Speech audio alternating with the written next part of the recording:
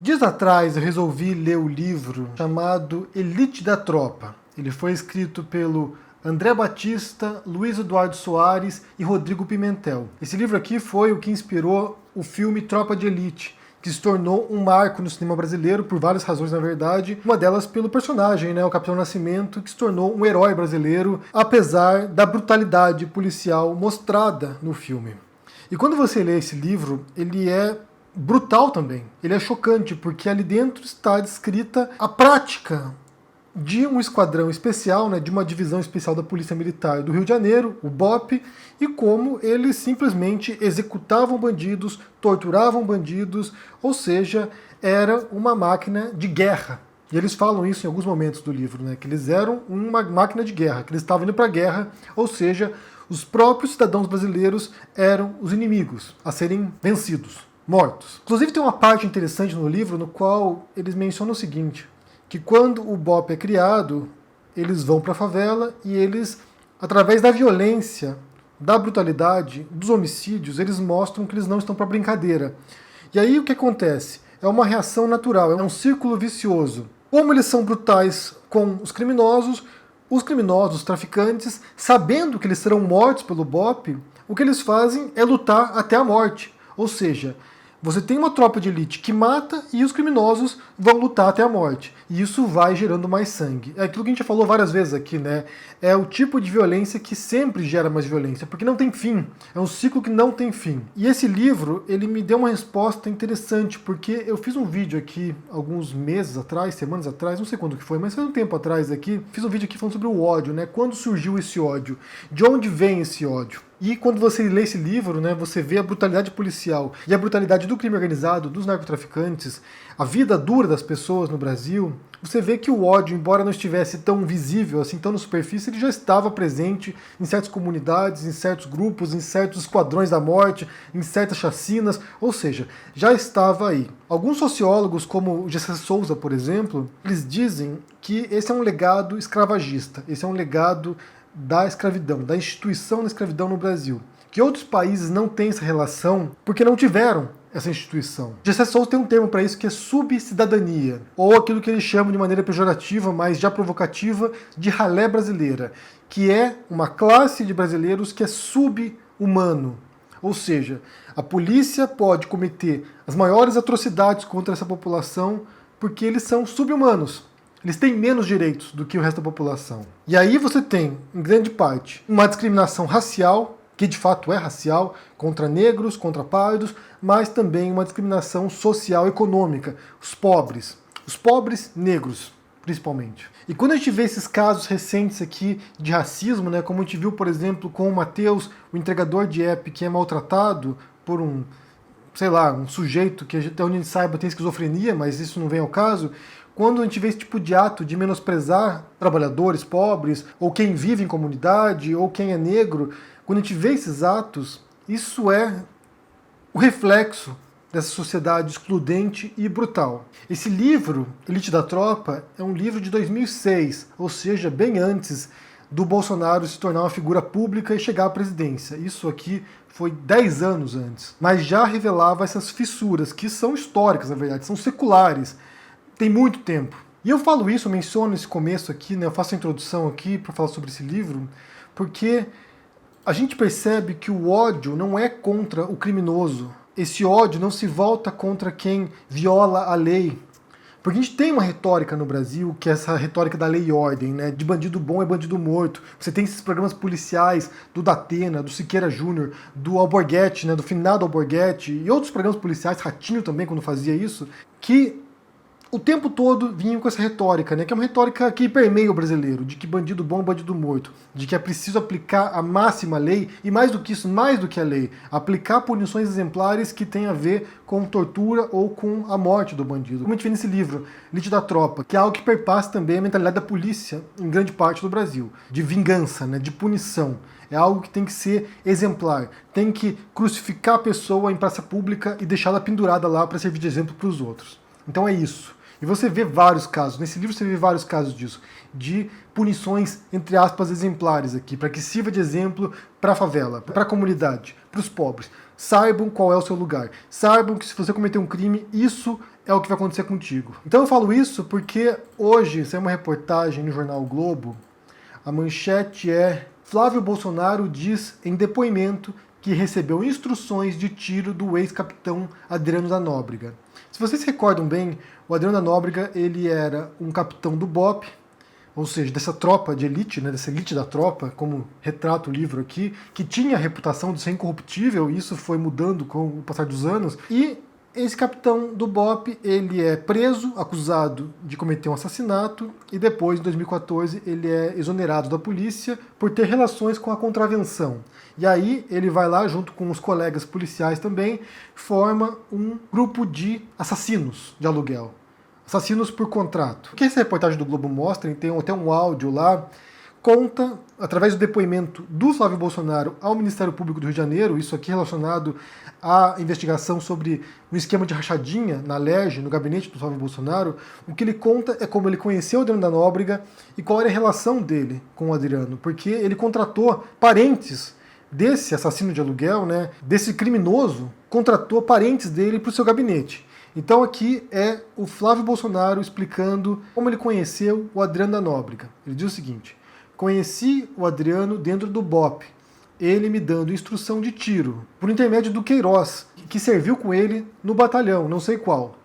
Sempre fui um parlamentar que gostei de conhecer os policiais que iam para o combate, do dia a dia da rua, para o trabalho mais arriscado. E aqui essa reportagem mostra também que quando Adriano da Nóbrega foi preso em 2003, Flávio Bolsonaro foi na prisão visitá-lo. E daí ele diz o seguinte: ele frequentou o batalhão especial prisional, onde estava o Adriano da Nóbrega e outros policiais presos, para dar esse apoio não só emocional, mas jurídico. Então você tem lá um deputado estadual da LERJ, da família Bolsonaro, que tem toda essa aura, né, de lei e ordem, né, de que a gente vai limpar o Brasil dos criminosos, que vai acabar com a corrupção também, que vai acabar com essa putaria toda. Você tem essas pessoas que o tempo todo arrotam moralidade, arrotam essa noção de justiça, que no final das contas é simplesmente vingança e punição das pessoas. Você tem esses sujeitos que dizem que bandido bom é bandido morto. E aqui eu vou pôr um trecho de um vídeo do Flávio Bolsonaro no Facebook dele, de abril de 2018. Vejam aqui o seguinte, vejam o que ele fala. Você tá com peninha de bandido, vagabundo, corrupto, ladrão? Ouve isso aqui então.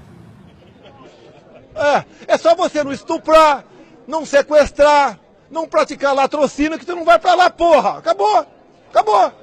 Tem que dar vida boa pra aqueles canalhas. Desculpa, que eles fodem nós a vida toda. E daí que nós, trabalhadores, vamos manter esses caras presos uma vida boa. E tem que se fuder, acabou.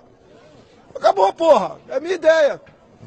Então aqui você tem Flávio Bolsonaro mandando os seus seguidores para um vídeo do pai dele, no qual eles falam sobre isso, né?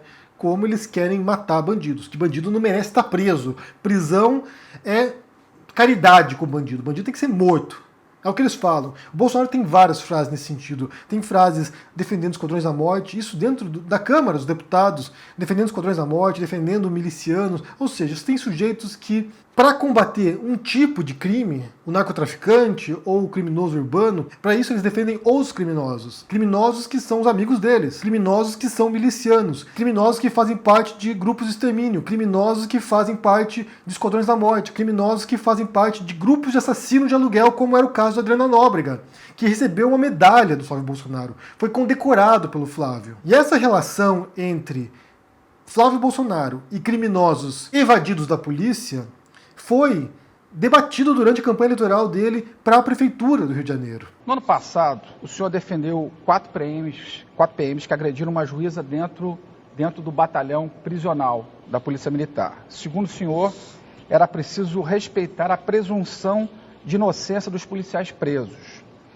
Como é que o senhor se sentiu defendendo bandido, como o senhor costuma se referir aos defensores dos direitos humanos de presos não policiais?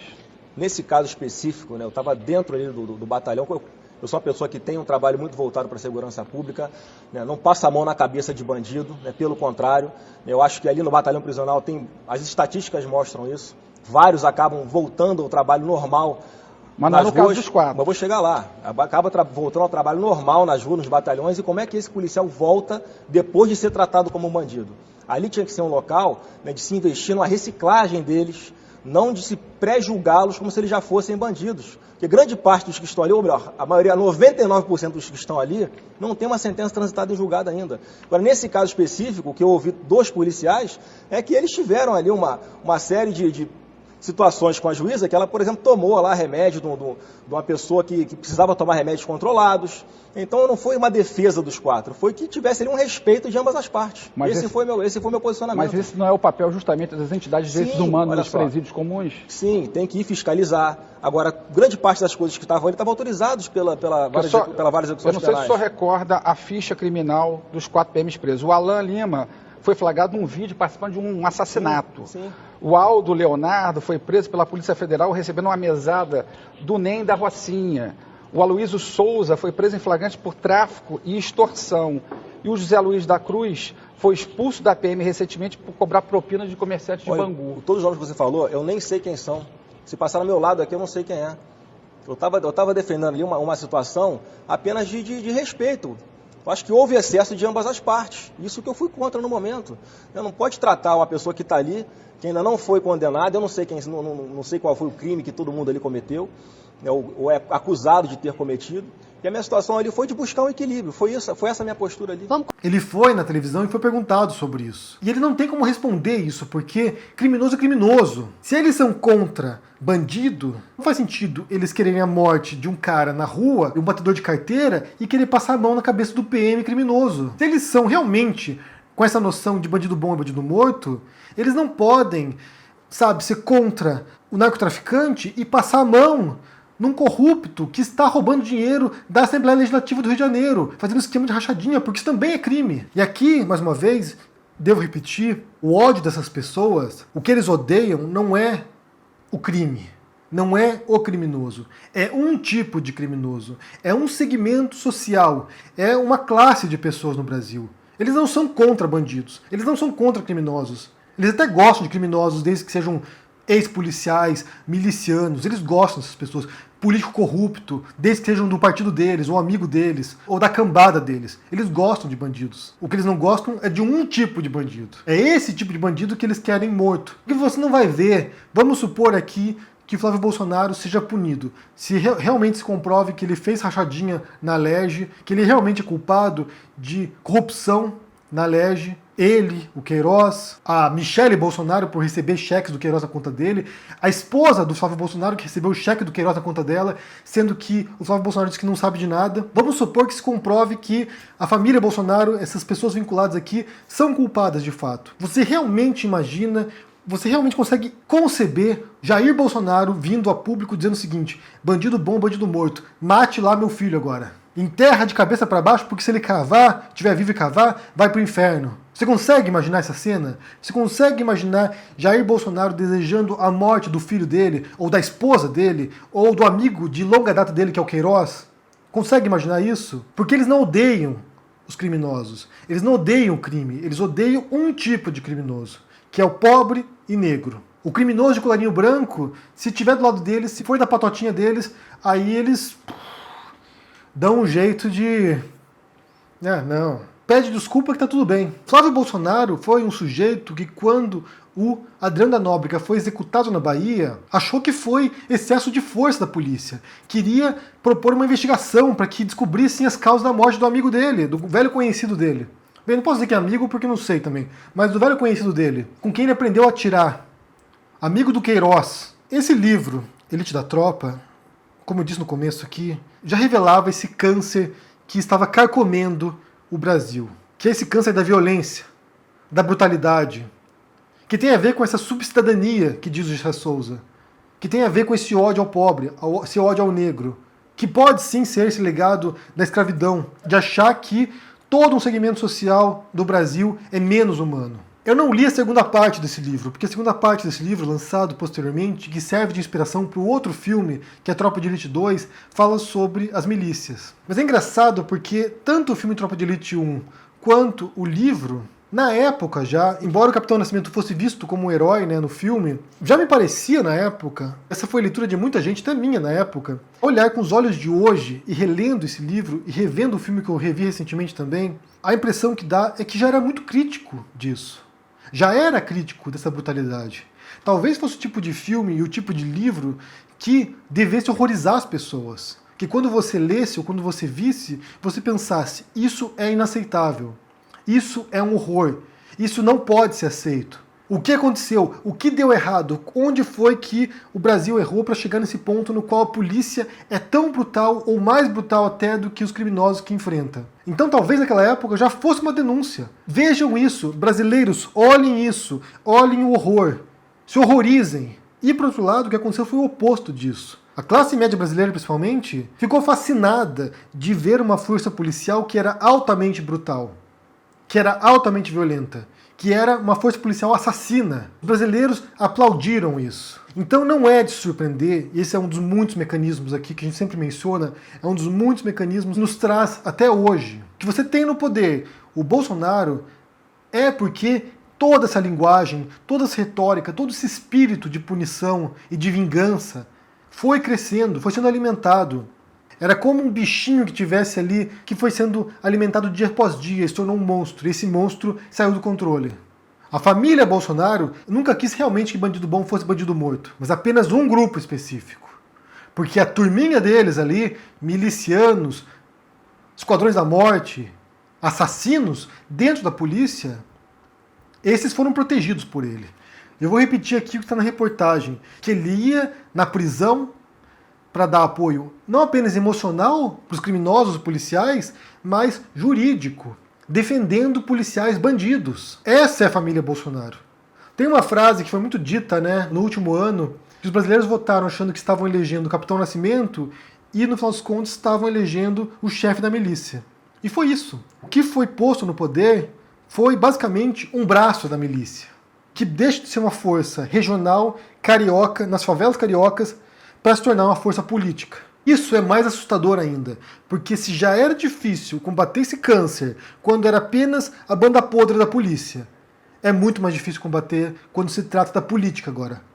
Quando isso se une, essas duas forças se unem e sabe-se lá onde pode levar. Eu quero saber o que vocês pensam sobre essa reportagem aqui. Recomendo que vocês leiam essa reportagem de hoje sobre o Flávio Bolsonaro e a relação dele com a Adriana Nóbrega. E também sobre esse espírito punitivista brasileiro, né? De que bandido bom é bandido morto. Sendo que, na verdade, ninguém pensa isso de fato. É apenas um tipo de bandido. Porque se for o teu filho roubando aí alguma coisa, furtando alguma coisa, você não vai querer que ele seja morto. Você, classe média, vai querer que ele seja, sabe, poupado. Porque, afinal de contas, só se desviou, coitado. Cometeu um deslize. Me diga o que vocês pensam no comentário, deixe joinha, curta esse vídeo, assine o canal e ative a notificação aqui, o sininho, para receber os vídeos quando eles entrarem no ar. E a gente se vê por aí. E confira também meu livro, Minha Especialidade é Matar, sobre 1 ano e meio do governo Bolsonaro, que também mostra alguns casos aqui, alguns exemplos desse espírito punitivista e de vingança das forças policiais e de uma boa parte da população brasileira. Um abraço para vocês e até mais. Tchau!